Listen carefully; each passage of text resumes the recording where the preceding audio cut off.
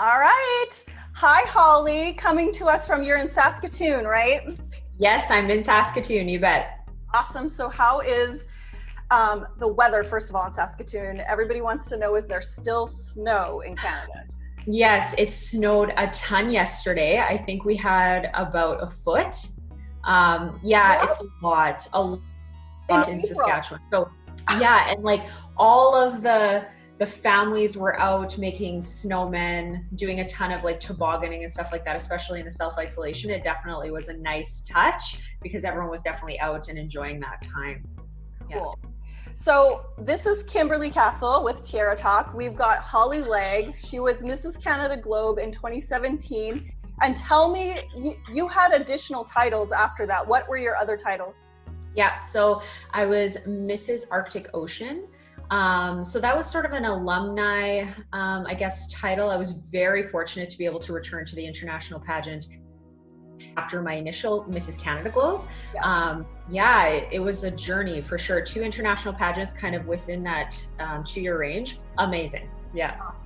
We're going to get into more of that as we dig into this interview, but let's start with, I want you to just kind of tell the audience a little bit about yourself, what you do, and how you came to be Mrs. Canada Globe. Oh, wow, that's so long. I know it's a lot. It's a lot. There's a lot. Tell us who you are and what you do. What you're doing right now. Sure. So I'm obviously my name is Holly Legge. I'm 31. I live in Canada in Saskatchewan, and I actually am a registered nurse. By trade, I do cosmetic nurse, I guess injectables, you could call it, like Botox, filler, sort of those sorts of things. Yeah. However, during the social distancing pandemic, I'm actually returned to the hospital to sort of help out, because obviously there's a large workload and a lot of things that are happening in the hospital. So I thought, what better way to sort of help my community than go back to the hospital right now? So that's actually what I'm doing right now. I actually was a Mrs. Canada Globe in 2017 and then Mrs. Arctic Ocean in 2018. And to be honest, you, Kimberly Castle, sort of kind of gave me the confidence to potentially pursue pageantry. It wasn't necessarily on my radar, since I was a little girl, like a lot of ladies. But for me personally, I felt like it was a really good opportunity. And yeah, that confidence was just something that I needed. And I think he sort of instilled in me that I could do it. And yeah, I don't regret it. That's for sure. Wow. So you and I have a little bit of a similar background in how we came to be in pageants, right? We started on the fitness competitions, bikini competitions side of competing first, and then transitioned into pageants. Yes. What's the biggest difference between the two? And did you have any hesitations? I know I did, being a fitness girl, going into pageants. What? Yeah. I always say that it's really easy for Canadians to get in this mindset that pageants aren't like a great thing or something like that. I think it's really stereotyped here a bit negatively. And that goes for anything that really is like about yourself, that is, I guess, phrased as being selfish, like anything that has self-care attached to it in Canada, it just really isn't an easy thing to sort of put yourself out there and say, hey, I'm going to go ahead and take care of myself, because Canadians are very selfless by nature, and they typically put others before themselves. So when you're out in front of people saying, yep, I'm going to do a pageant, and it kind of has this stereotype already with this beauty component, and it being like, say there's a swimsuit and a gown, it can be sort of negative.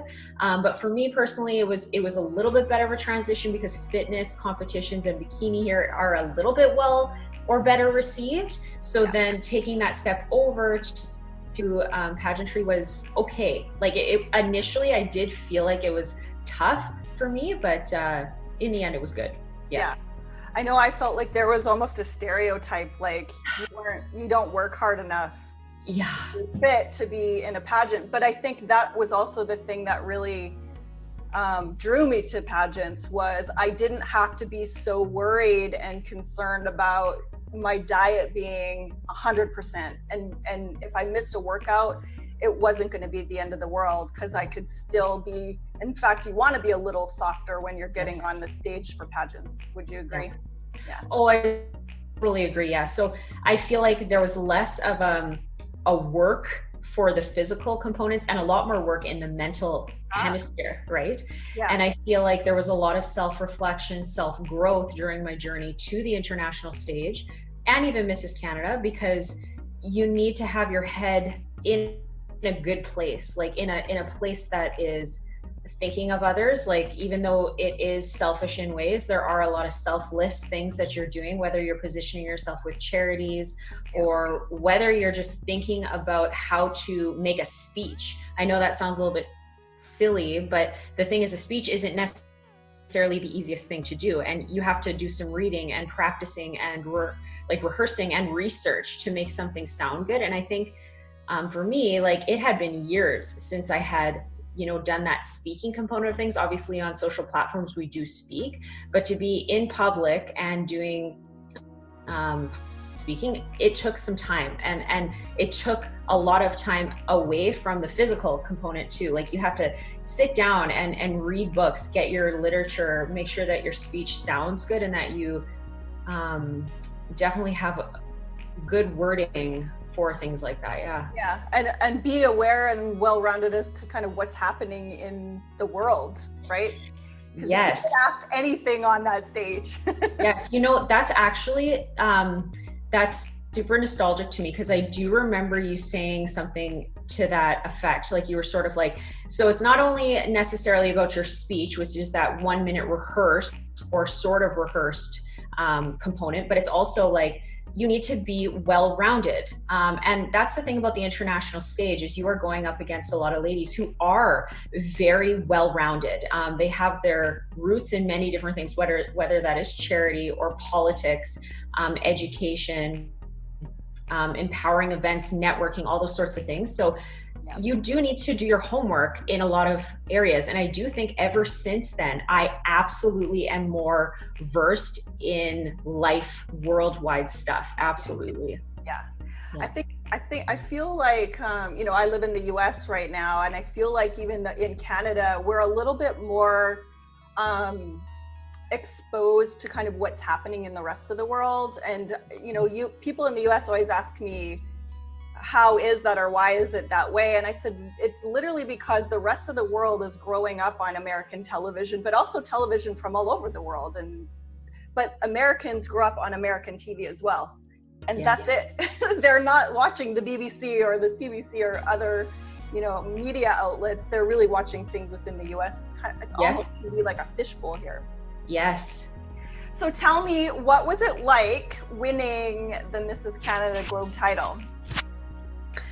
That was one of the best moments, I think, in my life. I know that is really, again, sort of cheesy to say that, but to me, it really changed the path in which my life went down. That's probably another reason why I hold it so high in my memory bank.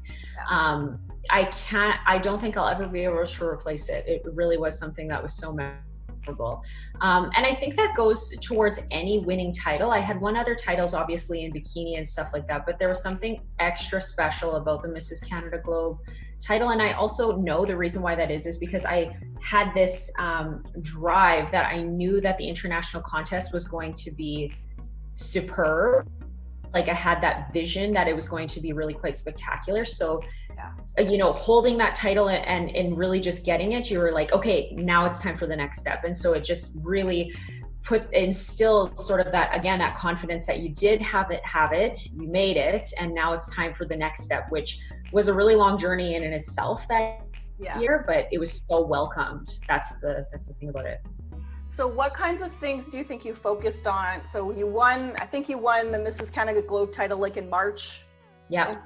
And then you went to China, which is where they've held the Mrs. Globe pageant the last several years. Yes. You went there, I believe it was like end of November, early December. So what did you do during that time to prepare for the international stage? Was there anything specific that Well, I think you know me fairly well. Like, I am an overly prepared person, especially when it comes to stages. And this was like the knees, right? Like you're like, wow, this is happening. We're going to China, and you want to represent your country really well. So there was no room for screwing it up, like for sure. So every single thing that I could think of, I was putting into practice at that time. And I was very lucky. I had a really good schedule at work, so it sort of allowed me to have that time that I needed to prepare for it. But for sure, like I was actively reading a lot, and I know a lot of people didn't really know that about me at that time, but I made sure that I read about 3 novels every month. Oh, wow. Yeah, and I know it doesn't even matter what the novel was about. It didn't have to be about like self-care or any of that stuff. Actually, some of the books I read were like V.C. Andrews, like Flowers in the Attic, like something super basic. Such a great book. But I remember reading those just because it's important, I think, to sound good in conversations amongst people, because I knew that it was a very multicultural sort of situation I was going into. And I know that lots of those ladies are, again, very well versed, they're educated, they come from really interesting backgrounds and stuff. And I just wanted to be able to hold my own in conversation, and the best way to do that is to read. And so I remember talking to my sister about that, because she obviously really believed in reading and literature and whatnot too. So I read a ton of novels. So that was one of the things that was on my checklist. Yeah. Of course, I was very lucky that I had the background knowledge of like the physical components, whether that is, you know, watching what we're eating a little bit, exercising, but I for sure threw in a lot of meditation and a lot of yoga. Yeah, I know lots of people didn't know that about me either too, but that was sort of something I did in the morning to sort of get my mind in a good place. And I really believe in sort of affirmations and positive thinking. I really put it out into the universe about, you know, doing your best, being the best version of self, and believing really wholeheartedly that you could win, you know, even though it's not necessarily just about winning, but that belief that it is a possibility, so that you do put your best foot forward. I think that's an important attribute too. So it was sort of a mental game where I'm constantly trying to educate myself, as well as getting acquainted with politics. That was always a big one, and does come up sometimes at dinners and stuff. Yeah. And then of course the physical trait. And then I consulted you a lot, kind of that director or that person in contact with what is a great idea for a swimsuit? What are we thinking for gowns? What is the thought process behind the hair color? Like every single thing that your package is presenting, it has to be thought out, whether that is the color of your nails or whether or not you do get a spray tan or not, because there's lots of those things that go through your mind when you're traveling across the sea and you're going to be there for 2 weeks. What do you do, right, to position yourself in the best place? You're right. You know, even considering you're going to be in China and competing, I remember they seem so insignificant, but even the thought of like, should I get a spray tan before I go? Am I going to be able to touch it up when I'm there? Like, do they have tanning places? Yes. You can use? Yeah, there's always those little things. I think we underestimate the level of detail that we really need to consider when especially when you're going to a country like China. Yes.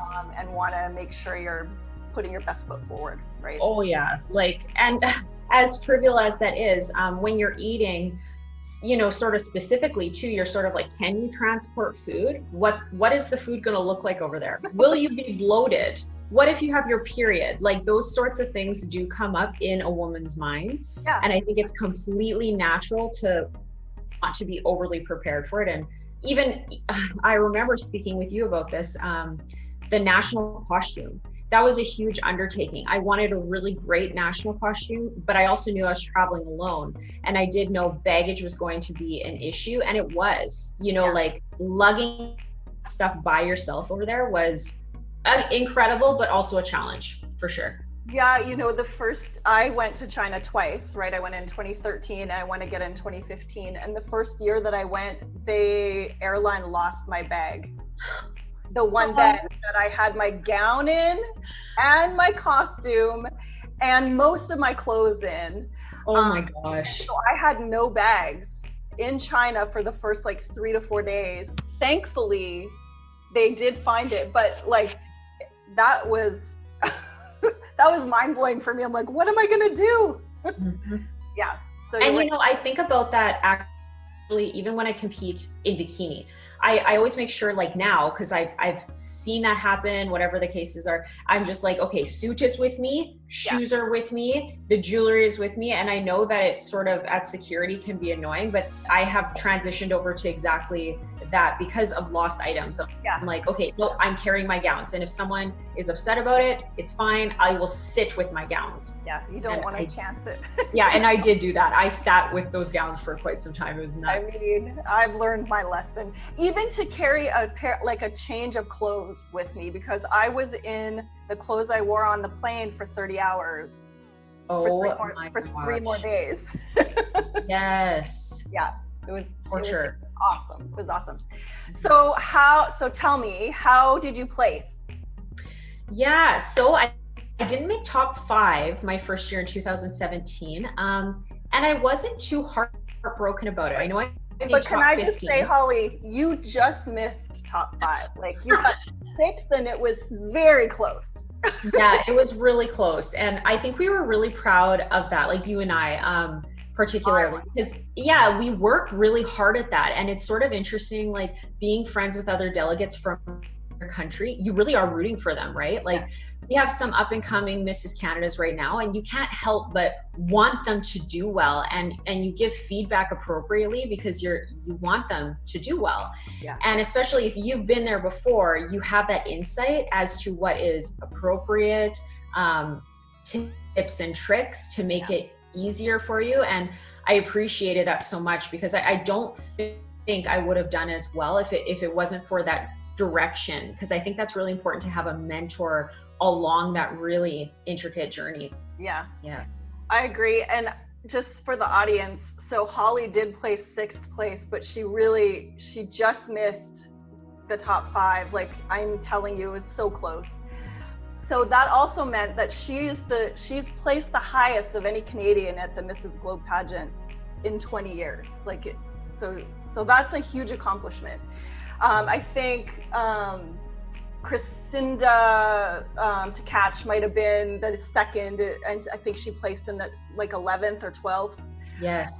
And so the 2 of you kind of were back to back as well, both girls from Saskatchewan as well, which is kind of cool because, one of the things, when I decided to be the director for Canada, it was important to me to hold the pageant in my hometown, in Regina, in Saskatchewan, because as a girl, I had always dreamt of being in the Miss Canada pageant. And those pageants were always on the East Coast in Toronto, and we could never get there. Like it was very expensive and really difficult to go. So it was important to me to share that on the West Coast, or on the west side of Canada. And so it was also very cool and totally coincidental that you both happen to be from Saskatchewan in back-to-back years. So I have actually said many times over, there are some beautiful women that come from Saskatchewan. I read this silly article once upon a time saying that some of the best looking women per population reside here. And sometimes I look around and I'm like, damn, we got a lot of nice looking ladies here. So I sometimes think, I can't believe it. But then at the other spectrum of things, I'm like, they're very intelligent. They are very beautiful inside and out. And it makes sense sometimes to me. I mean, Canadian women alone are stunning. Yes. Because it's so cold. Hydrate. It keeps us looking, yes, exactly. It keeps us looking amazing all year round. Yeah. So what kind of advice would you give to any of the women that are, current delegates that are preparing to compete for the Mrs. Canada Globe title in June, or anybody who's considering competing? My advice, oh my gosh, I have so much advice. You can sort of group into different categories, but I think the encompassing message would be to be yourself. To be yourself, because the minute that you try to be someone else, people can sense it. They can tell that it's not your authentic version of you. And then right away that puts people off. And I think more than anything, what I learned along the journey is that if you are just who you are, that is all anyone wants from you. They just want you to shine in your authentic self. That's for sure. Yeah, that's enough. I have to say, I 100% agree. That's awesome advice.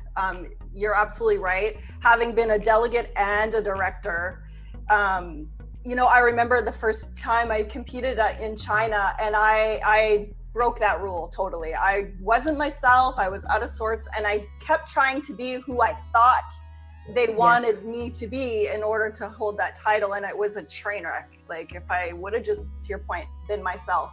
But also seeing women on stage who are authentic, you're right, you can see it, and they're comfortable, and it just is beautiful.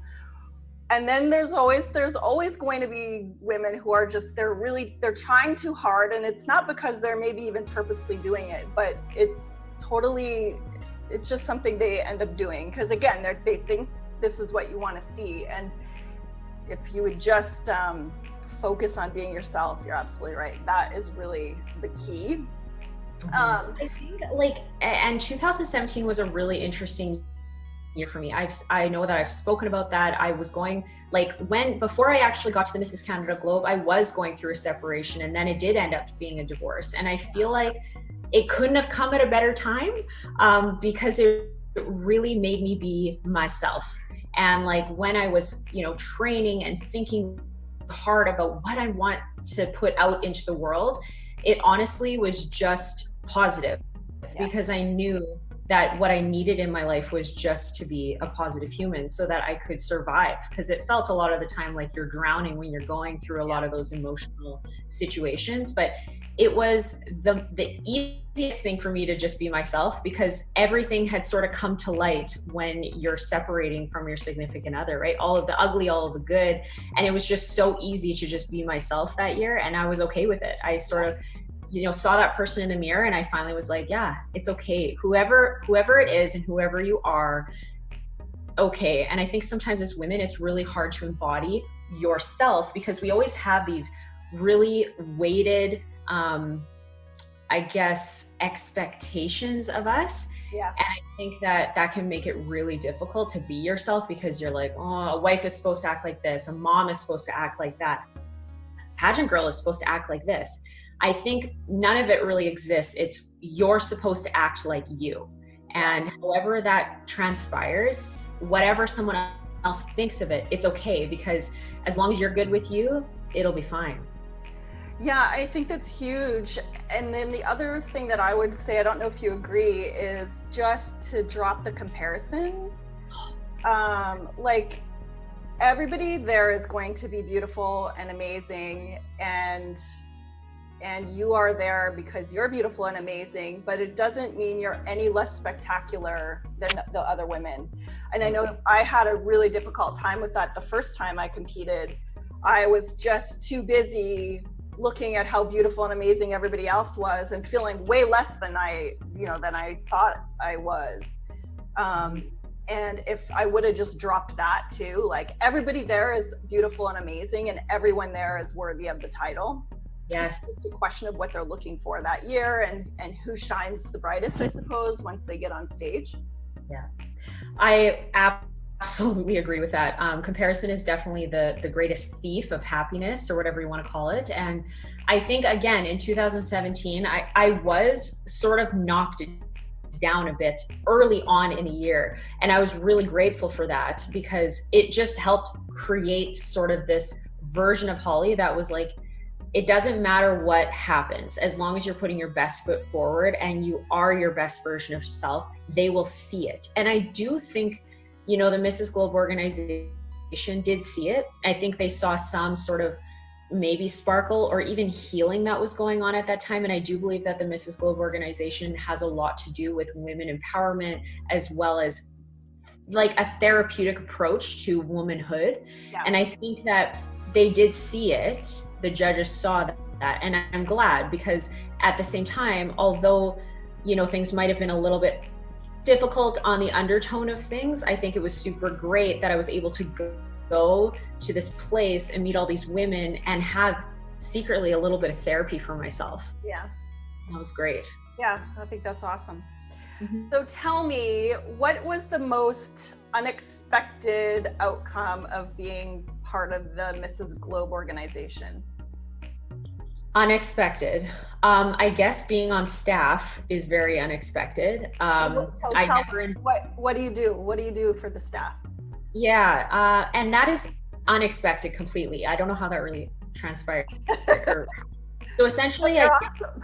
Yeah, it's really cool. I guess what I do with the Mrs. Globe organization is kind of like a planner of sorts. Like sometimes if they're needing, I would say even a gopher sometimes is appropriate, even though that's not a glamorous position or something like that. But being able to connect the dots with things sometimes is really important.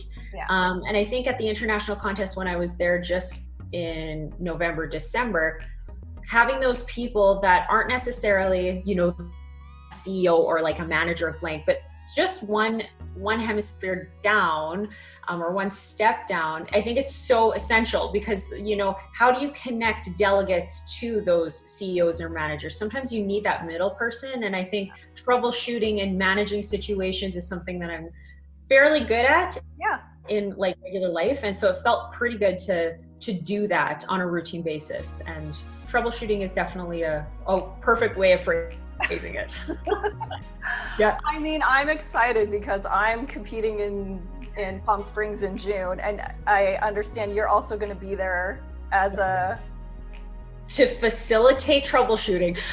But like, so whatever it could be, I know that I was the main connection or host for the welcome party as an example. Awesome. So that was really cool. So basically like figuring out what sort of food the girls are going to eat, what color of tablecloths are going to be like happening. Like all the little details.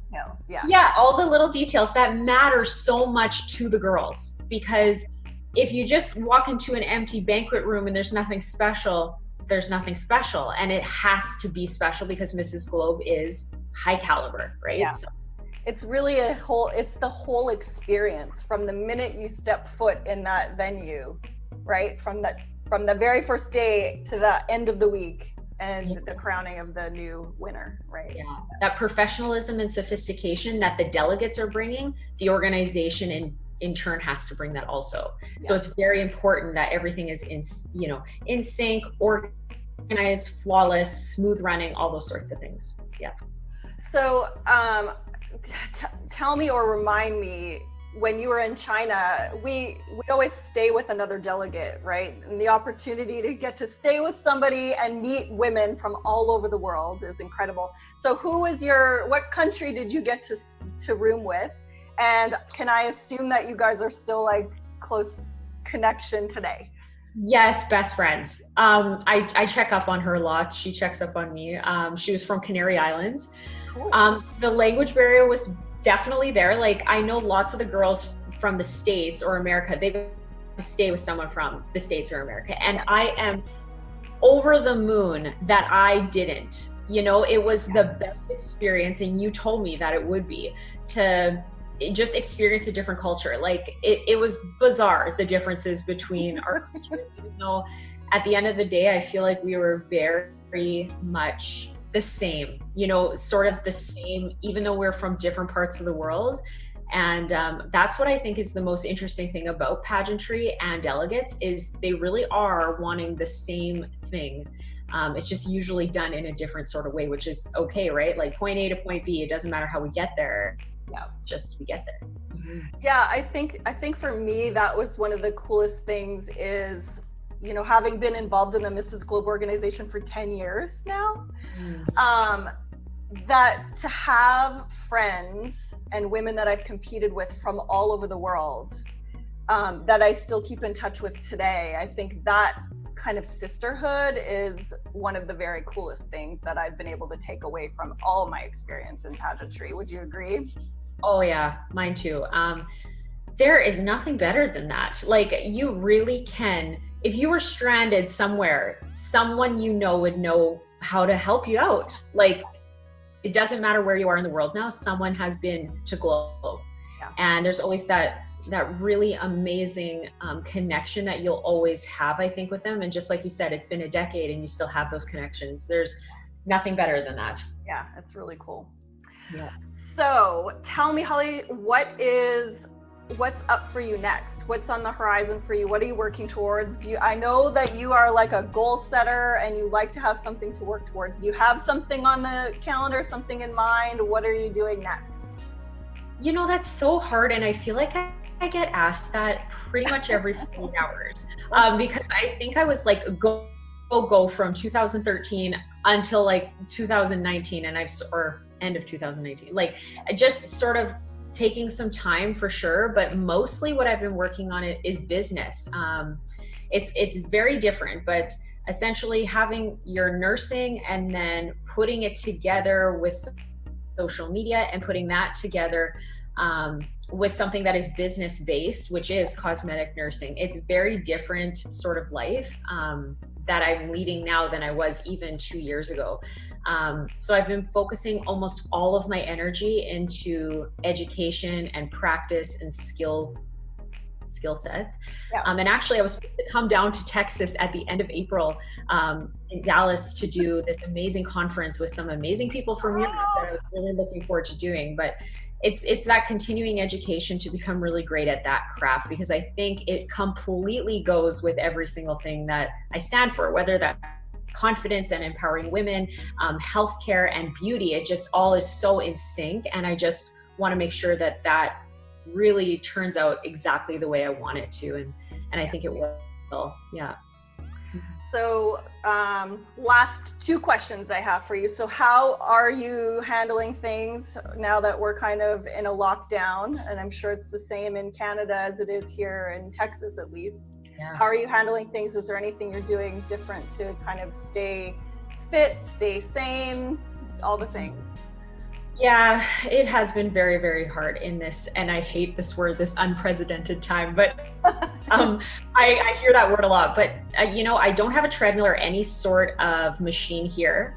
So that is a huge obstacle, because I like to work my stuff out on a cardio-based machine. That's just how I often cope with things. So I actually am doing a lot of my cardio-based or endurance training in my underground parking lot. So it's really cold here still and snowing. So I'm very lucky that I have the opportunity to go down into that basement. And I did 45 minutes of just walking and running today. Oh, wow. And then I have 4 flights of stairs that I can sort of take that too and pretend it's a stepper. And then I have been doing a lot of stretching and home weights and stuff like that. And then of course, eating nutritious foods, because obviously I think it's super easy to get depressed in this sort of time. So trying not to get there. Yeah, exactly. Yeah. So is there anything else that you want our audience to know or you'd like to share about the pageant or yourself, or you have free reign? Is there anything else you'd like to share with us? I don't know if I have anything else really left to share. I think it was awesome that we got this opportunity to sit down with each other. More than anything, I'm rooting for Canada for the Mrs. Classique division. I'm like my positive energy that I was talking about, it's like every day, Kimberly Castle.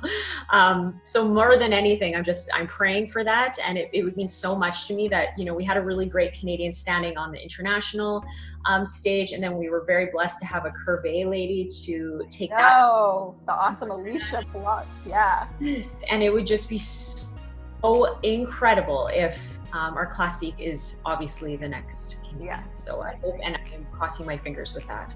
Yes, and we have some great Canadian delegates coming up for the Mrs. Canada Globe title as well. It's exciting to see them. I'm on a call once a week with all of the ladies who are getting ready for the pageant, and it's exciting to see them. You can hear the excitement in their voice, and they're asking lots of questions, and I'm excited for them because this is a first experience for a lot of those ladies. Yes. So, and that's the thing, that's the greatest asset that you have, is it's not a first time. And Classique really embodies just that, you know, sophistication and experience. And it's amazing to have that. So I think it's going to go incredible for you. Cool. Yeah. So where can our audience find you, Holly? So on social media, where can they find you? Sure. So on Instagram, I'm Holly_Legge. I also have a public page on Facebook, same thing, Holly Legge. I don't really dive into TikTok or Snapchat too much. Those are pretty much my 2 platforms. I know. I'm just sort of like, those are my platforms. I like them. I'm good with it. I have quite a few platforms on Instagram too. So it's Holly_Legge, Legge, or Enhanced by Holly if you're interested in learning about injectables or any of that sort of stuff. He knows a lot about injectables if you guys want to know. Yes, I love that. Oh my gosh. And then I have my workout page too, where it's Holly_Movewell. So there's lots of different things that I do, and I really enjoy Instagram because it allows us to connect with so many people. Awesome. I'll include the links here so everybody can find you. Thank you for joining us this week. I'm so glad I got to see you. I know. I got to see you in person, I hope in June. Everything's a go at this point, so nothing's been canceled yet. I'm excited to get to spend a week there with you. And yes, we will have some fun. We'll stay warm in Saskatoon, and hopefully that snow's going to melt soon so you can at least get outside and do some of that cardio. Exactly. Okay, well, thanks so much. You take care. Thanks, Holly. Have a good night. Yeah, you too. Bye.